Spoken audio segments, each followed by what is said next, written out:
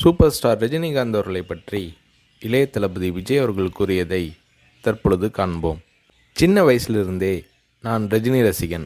வாரத்தில் 4 நாள் ஸ்கூலுக்கு போனால் 3 நாள் ரஜினி படம் பார்த்துட்ருப்பேன்.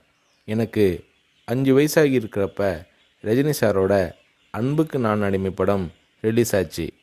எப்படியாவது படம் பார்த்துடணும்னு ஆசை. ஆனால் ஸ்கூலுக்கு கட்டடிச்சிட்டு போகிற வயசு அல்ல அது. அதனால் நான் என்ன பண்ணினேன்னா, அப்பா ஷூட்டிங்க்கு போன உடனே எங்கள் அம்மா கிட்ட ரொம்ப அடம் பிடிச்சி மேட்னி ஷோவுக்கு போயிட்டேன். மேட்னி ஷோ பார்த்துட்டு வெளியே வந்ததும் திரும்பவும் ஈவினிங் ஷோ பார்க்கணும்னு அடம் பிடித்தேன்.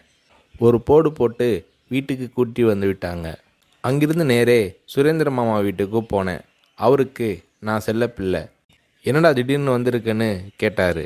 அன்புக்கு நான் அடிமை படம் பார்க்கணும்னு சொன்னேன். என்னடா திடீர்னு வந்து சொல்கிறானாரு.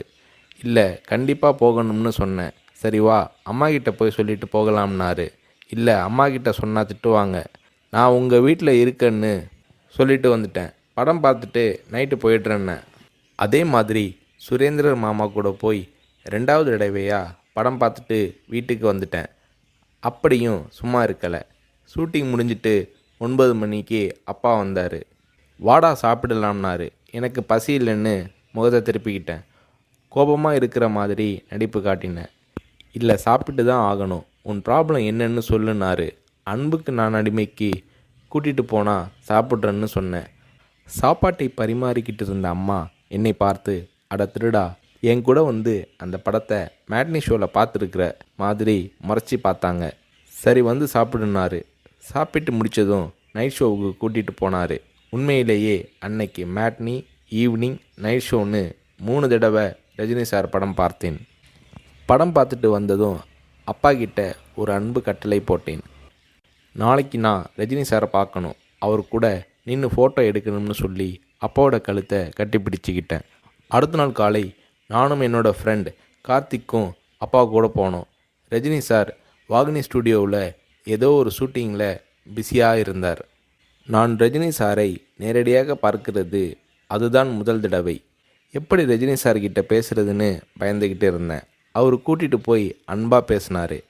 அப்படியே என்னை தன்னோட மடியில் உட்கார வச்சுக்கிட்டு என்ன படிக்கிறேன்னு கேட்டார். சொன்னேன், நான் உங்கள் கூட நின்று ஃபோட்டோ எடுக்கணும்னு சொன்னேன். சிரிச்சுக்கிட்டே என் கன்னத்தை தட்டி கொடுத்து எங்களை அணைச்சிக்கிட்டு ஃபோட்டோவுக்கு போஸ் கொடுத்தார். என்னால் மறக்க முடியாது அந்த இனிய நாளை, அவரது அன்பான அரவணைப்பை. வீட்டுக்கு வந்ததும், அப்பா நீங்கள் பெரிய டைரக்டர்னு சொல்கிறாங்க, ஆனால் என்னால் உங்களை டைரக்டராக ஏற்றுக்க முடியாது. எப்போ எங்கள் தலைவர் ரஜினியை வச்சு டைரக்ட் பண்ணுறீங்களோ அன்னைக்கு தான் உங்களை டைரக்டராக ஏற்றுக்குவேன்னு சொன்னேன். அப்பா என்னை பார்த்தாரு. ஒரு ஹிந்தி படம் டைரக்ட் பண்ணுறதுக்காக எங்கள் அப்பா பாம்பே போனார். எனக்கு ஹாலிடேங்கிறதால நானும் அம்மாவும் கூட போயிருந்தோம். மும்பையில் இருந்த ப்ரொடியூசர் பூர்ணச்சந்திர ராவ் எங்கள் அப்பாவுக்கு ஃபோன் பண்ணி கூப்பிட்டதும் அப்பா அவரை பார்க்க போனார். வரும்போது ரொம்ப சந்தோஷமாக இருந்தார். ஹோட்டலுக்கு வந்ததும் என்னை கூப்பிட்டு, விஜய், நான் டைரக்டர் ஆயிட்டேனாரு. ரஜினி சாரை நடிக்க வச்சு டைரக்ட் பண்ண போகிறேன்னாரு. அந்த படம் தான் நான் சிகப்பு மனிதன். நீங்கள் நம்புறீங்களோ இல்லையோ, அந்த படத்தை நான் 17 தடவை பார்த்தேன். நடிக்கணும்னு ஆசைப்படுறியே, உனக்கு நடிப்பை பற்றி என்ன தெரியும்னு எங்கள் அப்பா கேட்டதும் உடனே அப்போதே ஒரு சீன் நடித்து காட்டினேன். அது என்ன சீன் தெரியுமா? அண்ணாமலை படத்தில் ரஜினி சார் பேசிய பெரிய டைலாக் சீன். நான் ரஜினி ரசிகனாக இருந்ததால் அவரோட பல வசனங்களை மனப்பாடம் பண்ணி வச்சுருந்தேன். அதில் ஒரு வசனம் தான் எனக்கு உதவியது.